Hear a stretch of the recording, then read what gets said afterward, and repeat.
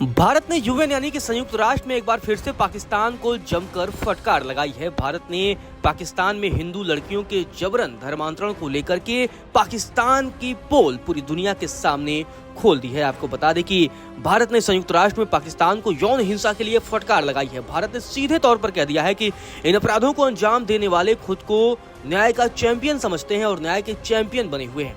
आपको बता दें कि भारत ने संयुक्त राष्ट्र में एक बहस के दौरान पाकिस्तान पर कड़ा प्रहार किया है और कहा कि 1971 में पूर्वी पाकिस्तान यानी कि बांग्लादेश में महिलाओं के खिलाफ गंभीर यौन हिंसा के घृणित अपराधों की ओर भारत ने पूरी दुनिया का ध्यान खींचा है। भारत की तरफ से कहा गया कि यह पैटर्न आज भी बिना किसी दंड के जारी है।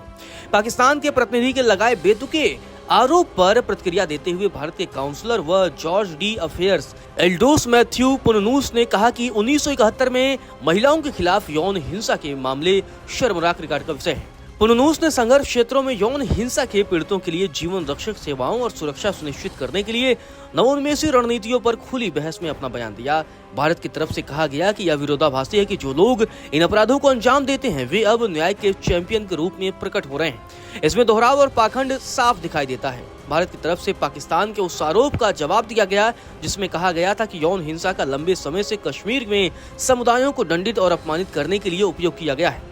भारतीय राजनयिक की तरफ से बयान दिया गया। उन्होंने कहा कि पाकिस्तान का यह निंदनीय पैटर्न आज भी बिना किसी दंड के जारी है।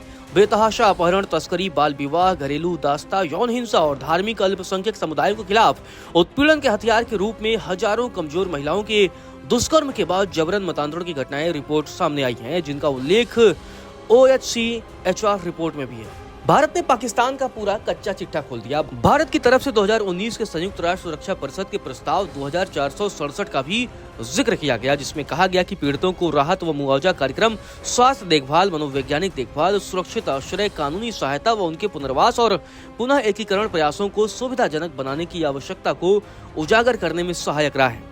आपको बता दें कि पाकिस्तान में अल्पसंख्यकों के खिलाफ लगातार हिंसा की घटनाएं बढ़ती जा रही हैं। हिंदू और ईसाई लड़कियों को लक्षित कर निशाना बनाया जा रहा है।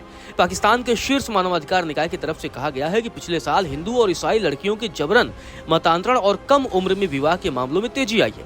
पाकिस्तान मानवाधिकार आयोग द्वारा मंगलवार को जारी report streets of fear, freedom of religion और बिलीफ इन 2024-25 में इसे धार्मिक स्वतंत्रता और अल्पसंख्यक अधिकारों के लिए बेहद परेशान करने वाला साल बताया गया है।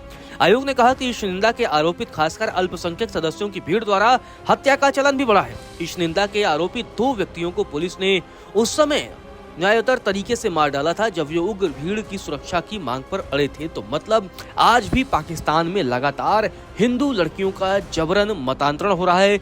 ईसाई भी इसके शिकार हैं और पाकिस्तान दुनिया के सामने खुद को पाक साफ पेश करने की कोशिश कर रहा है। लेकिन अब भारत ने यूएन में यानी कि संयुक्त राष्ट्र में पाकिस्तान की जमकर क्लास लगा दी है। भारत ने सीधे तौर पर कहा है कि आज भी पाकिस्तान, पूर्वी पाकिस्तान यानी बांग्लादेश में जिस तरीके से हिंसा के पैटर्न को अपनाया था उसी पैटर्न पे पाकिस्तान काम कर रहा है।